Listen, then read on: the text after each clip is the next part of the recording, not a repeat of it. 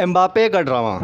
Mbappe 2 साल से PSG को भी तंग कर रहा है, मैड्रिड को ज़्यादा तंग कर रहा है, मैड्रिड फैंस को ज़्यादा तंग कर रहा है। ट्रांसफर मार्केट को तंग हाँ, ट्रांसफर मार्केट तंग जो रोमानो को तंग कर रहा है, मीडिया को तंग कर रहा है। मीडिया तो खुश है, मीडिया को कंटेंट चाहिए, पैसा चाहिए, आ रहा है।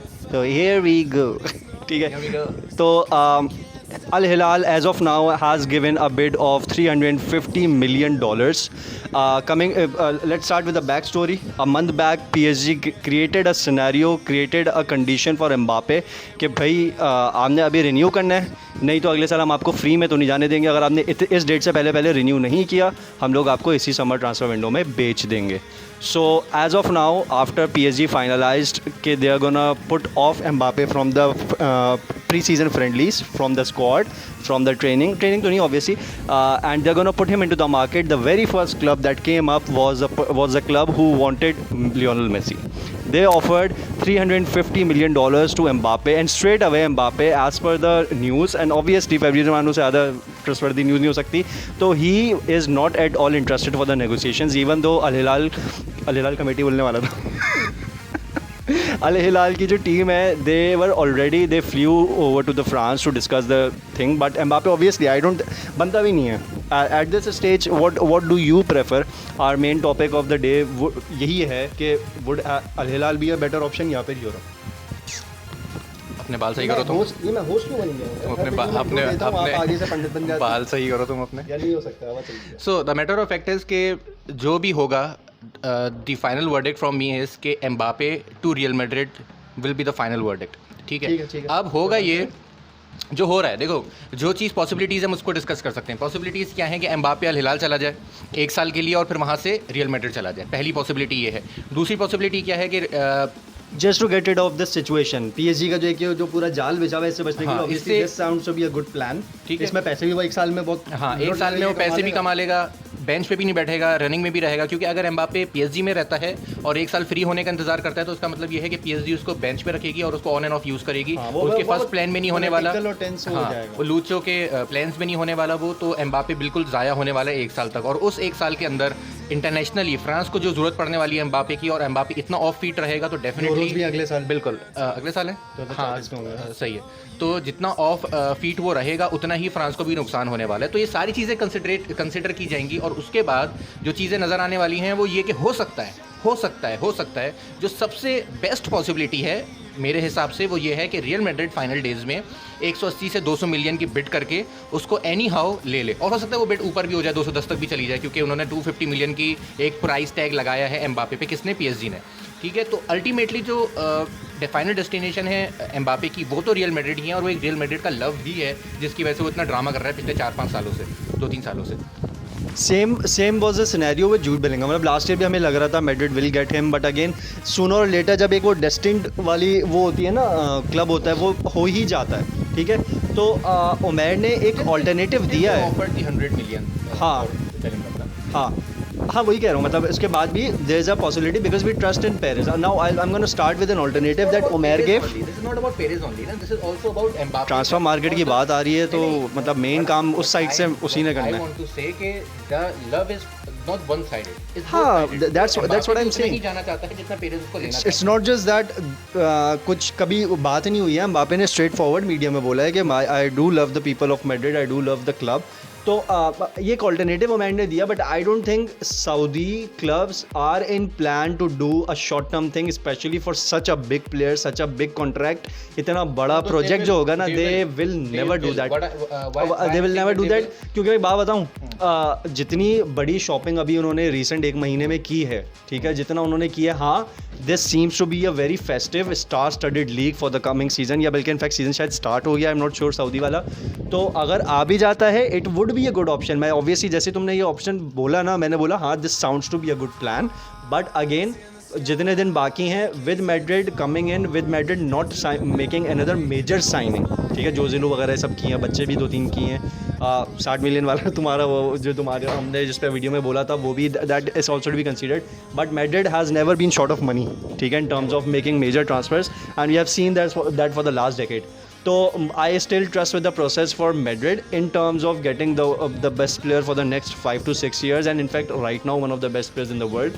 तो मेरे लिए I don't think the first plan तुमने बोला that sounds good, but that does not sound to be a plan that can be implemented. देखो 3 है हमारे पास ऑप्शंस. पहला ऑप्शन अल हिलाल वाला जो मैंने आपको बताया. Second option to be bench. Al Hilal ही है क्योंकि मतलब हाँ. अभी तक एक ही ना ऑफर किया. हाँ ठीक है. सेकंड है हमारे पास बेंच पे रहे पीएसजी के और 1 साल बाद फ्री में जाए. और तीसरा है कि मैड्रिड उसको किसी भी अमाउंट में ले ले. हमारे पास ये 3 ऑप्शंस है. चौथा जितने भी हमारे पास चेल्सी, आर्सेनल, बार्सिलोना जितने भी नाम आ रहे हैं, they all are bullshit. They all are bullshit and they are nothing but just fascinating and you know manifesting के शायद हम भी मीडिया हाइप क्रिएट करने के लिए वो आ रहे हैं. और क्योंकि इनको पता है इन क्लब्स के फैंडम्स ऑब्वियसली कंपैटिबली बहुत बड़े हैं, तो वो थोड़ा खुश भी हो जाएंगे. ठीक है. इसके अलावा let's come to the amount. I don't feel like Perez और Madrid would even bid for around 200. That would be too much. क्योंकि और वो खासतौर पर मुझे ऐसा क्यों लग रहा है वो आखिरी दिनों का फ़ायदा भी इसी चीज़ से उठाएंगे. मैक्स दैट वुड 200 प्लस नहीं जाएगा. That's my prediction. Max to max गया 180 190, but that would be the best bargain as of now. हाँ बिल्कुल. बहुत पहली बात तो ये कि एम्बापे जिस तरह की मार्केट है, जब आप बेलिंगम को 100 मिलियन का लोगे तो एम्बापे को 200 बार्गेन ही लगेगा आपको. ठीक है. लेकिन मैटर ऑफ फैक्ट हमारे पास यहाँ पर ये है ही नहीं ना. हमारे पास तो ये है कि क्या मैड्रिड करेगी ऐसा कि नहीं करेगी. ठीक है. नहीं हाँ मैं भी यही कह रहा हूँ कि करेगी. क्योंकि अगला 1 साल देखो मैड्रिड के लिए अगर वो अगले साल फ्री में भी आ जाए ना, मैड्रिड के तो मज़े ही हैं. ठीक है ना. मैड्रिड 1 साल बर्दाश्त कर लेगी और दे आर रियल मैड्रिड. वो इस टीम के साथ भी कुछ उखाड़ लेगी इस सीज़न. ठीक है ना. ऐसा नहीं है कि वो उनको एम्बापे बहुत ही बिल्कुल ऐसा चाहिए कि उनको जीतना ही जीतना है हर चीज़. ऐसा नहीं है. वो उसके बगैर भी जीते हैं. वो बेंजेमा के साथ कर गए थे अपना चैंपियंस लीग जीत गए थे. उनको मैड्रिड को प्रॉब्लम नहीं होती. When Madrid is against someone they always have the hype of Madrid. तो कोई भी प्लेयर हो, हाँ वो कोई भी मैड्रिड की जर्सी पहना हो ना, वो फाड़ के निकल जाता है. लेट्स स्टार्ट विद एम्बापे का. मैं अब 2-3 मिनट हैं. Let's talk about Mbappe being in the 11.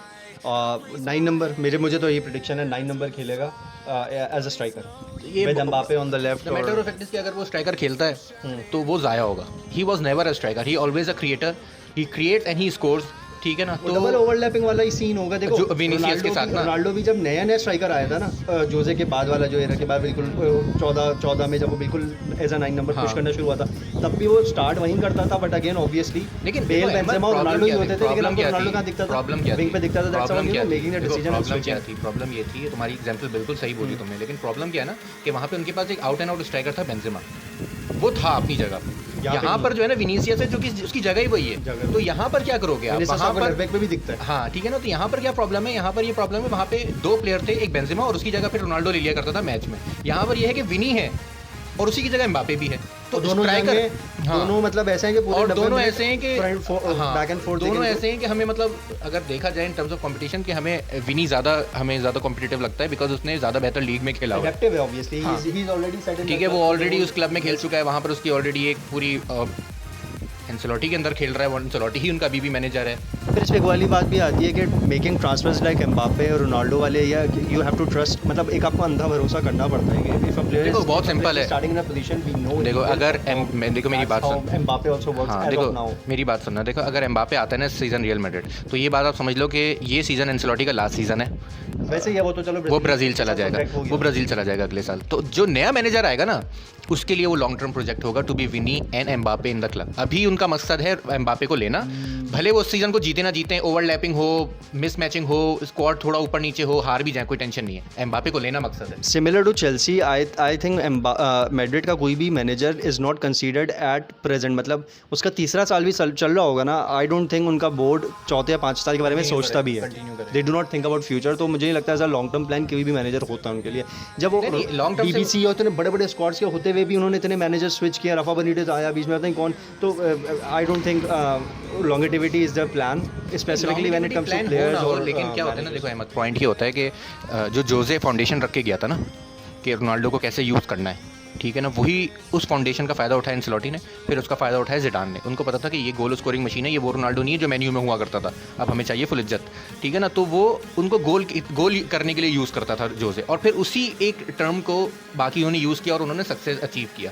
तो अगर इस 1 साल में एंसेलोटी ने वो एक ग्लिम्स शो कर दिया कि हाँ मैं विनी को और एम्बापे को इस तरह यूज़ कर सकता हूँ और ये दोनों एक ही प्लेइंग 11 में फिट हो सकते हैं, तो आने वाला कोई भी मैनेजर होगा, चाहे वो शाबी अलोंसो हो, नाइगल्समैन हो, जिसके भी नाम आ रहे हैं, शायद दोबारा ज़िडान हो, तो उसके लिए एक राह हमवार हो जाएगी. उसको टेस्ट करने की जरूरत नहीं पड़ेगी. उसके लिए शुरू का जो 6-7 महीने होते हैं जिसमें आप टेस्ट करते हो कि किसको कहाँ खिलाना है, वो देख चुका होगा कि भाई ये यहाँ पर इस तरह खेल के इस तरह परफॉर्म कर चुके हैं, तो या तो ये नहीं करना या तो ये ही करना है, प्लान उसके सामने होगा। I'll again come down to the very first sentence जो कि तुम्हारी इस बात से पहले बोला था कि when it comes to players like Mbappe and who are in their prime, मतलब it's not like इनफैक्ट अभी विनिसियस अगर आप उठा के उसको किसी और जगह ट्रांसफ़र करते हो ना, उस पर ये चीज़ इम्प्लीमेंट होनी चाहिए जो तुम बोल रहे हो, to test things for a certain time and then making a decision for a long term. Mbappe as of now, Haaland को तो चलो मैं इसलिए डिस्कस नहीं होऊंगा, ये मतलब प्योर 9 नंबर के लिए ख़रीदा था, 9 नंबर में इस्तेमाल किया, ठीक है। इसका थोड़ा सा ये है कि he it comes down to his decision making also, क्योंकि मतलब जहाँ वो PSG में बोर्ड का पर ऐसा नहीं होने वाला, there is no one bigger than I am only talking about his decision to make where he wants to play. At least इतना तो उसको मिलेगा on pitch where No, I don't think so. And when he's in Madrid, no one is bigger than Madrid. ये you will see this. तो मेरी statement को बहुत miss वो कर रहे हो। मैं सिर्फ आपको ऑन फील्ड, और ये रोनाल्डो नहीं करता था। Ronaldo had achieved a lot, then he started doing this. Mbappe 2 world cup final. अरे Ronaldo had achieved a lot in Madrid, then he started doing this, ना? Mbappe had achieved nothing in Madrid. So and to be very honest, what he did last season, he is no more fans favorite now. I think there मतलब summing up Umair, तुम्हारा थोड़ा ये है कि some testing would take place, ठीक है, and there might be some risky games, क्योंकि उसमें वो पॉइंट्स भी लूज़ कर सकते हैं। मुझे ऐसा लग रहा है कि obviously starting with the league start में ऑब्वियसली बिल्कुल चैम्पियन लीग बिल्कुल स्टार्ट नहीं हो जाएगी सब, ठीक है। तो लीग के जितने गेम्स होंगे, दैट लीग के games have never been an issue for Madrid और बार्सा। वो ऑब्वियसली कुछ सर्टेन पॉइंट्स का डिफरेंस है, वही इनको फर्स्ट सेकंड करता है। बट अगेन मैं Mbappe playing in what position where and overlapping वाली चीज़ जो मैंने बोली, ये सब चीज़ें won't be a very big issue. हाँ ऑब्वियसली तब तक वो खुद ही सेट हो जाएंगी चीज़ें जब तक चैम्पियन लीग स्टार्ट होगी अक्टूबर में।